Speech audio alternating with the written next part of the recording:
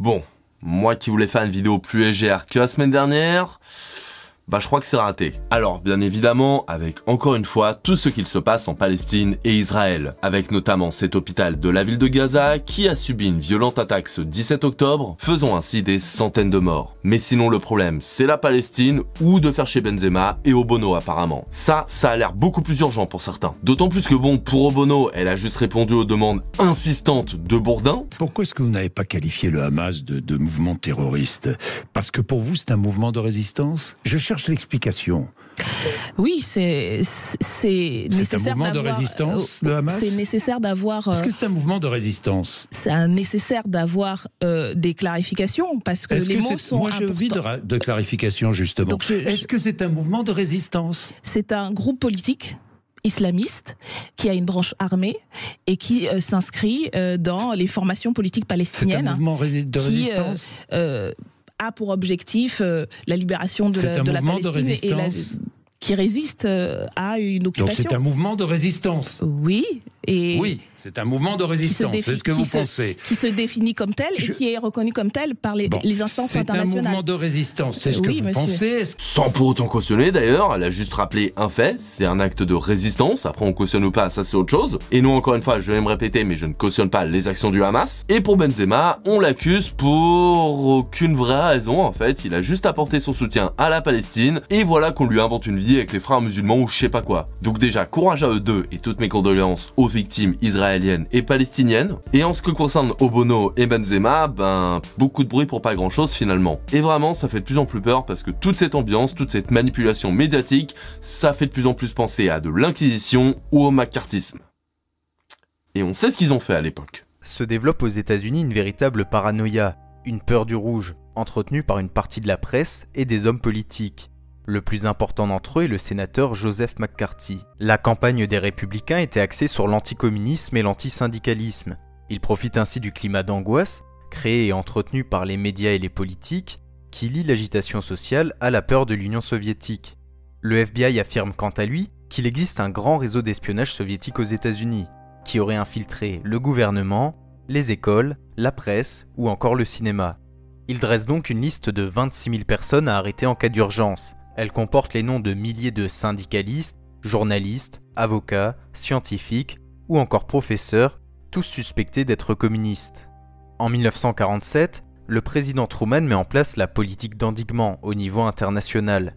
Au niveau national, il crée un programme de vérification de la loyauté des fonctionnaires. Le Congrès vote également la loi Taft-Hartley, qui impose aux élus syndicaux un serment de leur part affirmant ne pas être communistes. C'est une première atteinte à la liberté de penser. La même année est créée la Commission des affaires non américaines, qui mène des auditions de 1947 à 1958. Son but est de dénoncer publiquement les accusés qui sont suspectés d'être communistes. Elle vise particulièrement le monde du cinéma et s'en prend par exemple à Bertolt Brecht ou encore Charlie Chaplin. Une censure officieuse existe aussi dans la vie intellectuelle. Les livres qui sont jugés subversifs sont éliminés des bibliothèques, et les enseignants et les chercheurs suspectés d'être communistes subissent une purge. Ils sont plusieurs milliers jusqu'en 1960. En mauvaise nouvelle, on a aussi le Conseil de sécurité de l'ONU qui ce lundi 16 octobre a rejeté lors d'un vote un projet de résolution proposé par la Russie qui aura appelé à un cessez-le-feu humanitaire dans la bande de Gaza. Mais on a également ce 18 octobre une autre proposition qui a été rejetée, un projet de résolution qui prévoyait entre autres l'établissement d'un couloir humanitaire vers la bande de Gaza. Pour le 16 et le 18, voici qui a voté pour ou contre, et dans les deux cas, on voit que les États-Unis ont voté contre. Faites-en ce que vous voulez. Mais malheureusement, des horreurs, il y en a aussi en Europe. Comme avec la mort tragique de Dominique Bernard, un enseignant tué au couteau par un ancien élève dans un lycée d'Arras ce vendredi 13 octobre. Le tueur est un jeune homme de 20 ans, fiché S et surveillé par la DGSI qui a été arrêté quelques minutes après les faits. Un autre enseignant, un agent d'entretien et un agent technique ont également été blessés, mais heureusement aujourd'hui, leurs jours ne sont pas comptés. Un acte tragique, une mort horrible, une mort qui fait bien évidemment écho à celle de Samuel Paty, qui a été assassiné il y a 3 ans. Et bien évidemment, toutes mes condoléances vont aux victimes ainsi qu'à leurs proches. Mais bien sûr, des malheurs n'arrivent jamais seuls. Et c'est ce lundi 16 octobre, lors du match de qualification de l'Euro 2024 de football opposant la Belgique à la Suède, que 2 personnes d'origine suédoise ont été tuées à Bruxelles. L'homme était armé et a pris la fuite en scooter. Une 3e personne a été blessée et emmenée à l'hôpital. Et bien sûr, comme pour les victimes de Arras,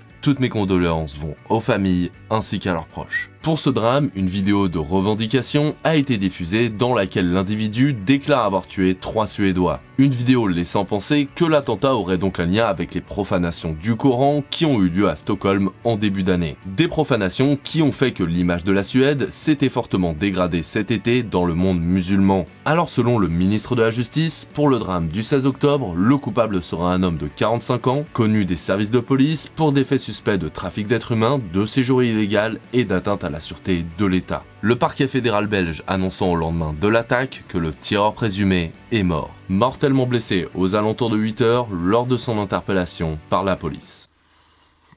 Je suis fatigué.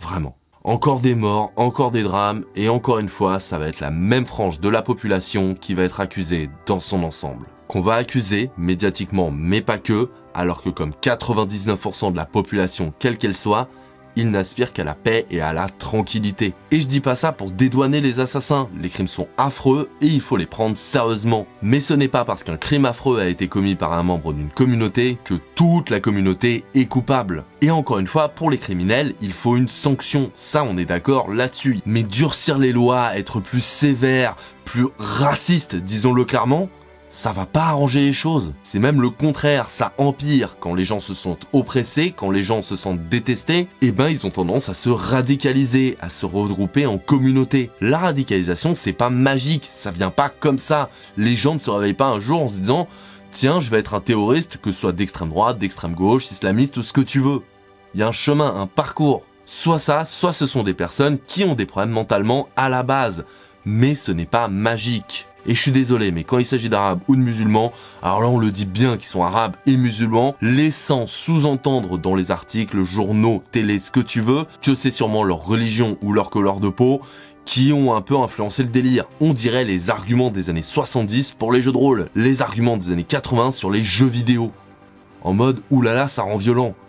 Que non, c'est pas le problème de base. Et par contre, pour les attentats, quand c'est des blancs, soit on omet de dire qu'ils sont blancs, ou soit on justifie ça par la personne avait des problèmes dans la tête, la personne était dérangée, suivie psychiatriquement ou quoi que ce soit. Dans tous les cas, peu importe la couleur de peau de la personne, peu importe sa religion ou qu'elle en ait pas, peu importe, un crime est un crime. Il faut le punir, mais il faut aussi comprendre le pourquoi et ne pas amalgamer toute une tranche de la population pour ce crime. C'est pas parce qu'un arabe a commis un crime que tous les arabes sont des criminels. N'oublions jamais que ce n'est pas en répondant à la haine par la haine qu'il y aura moins de haine. Ça devrait être logique. J'ai même pas fini d'écrire mon texte, que j'apprends que Mélenchon a reçu des menaces de mort, que Gérald Darmanin a dit que la haine des juifs et la haine des flics se rejoignent, que... Je suis fatigué.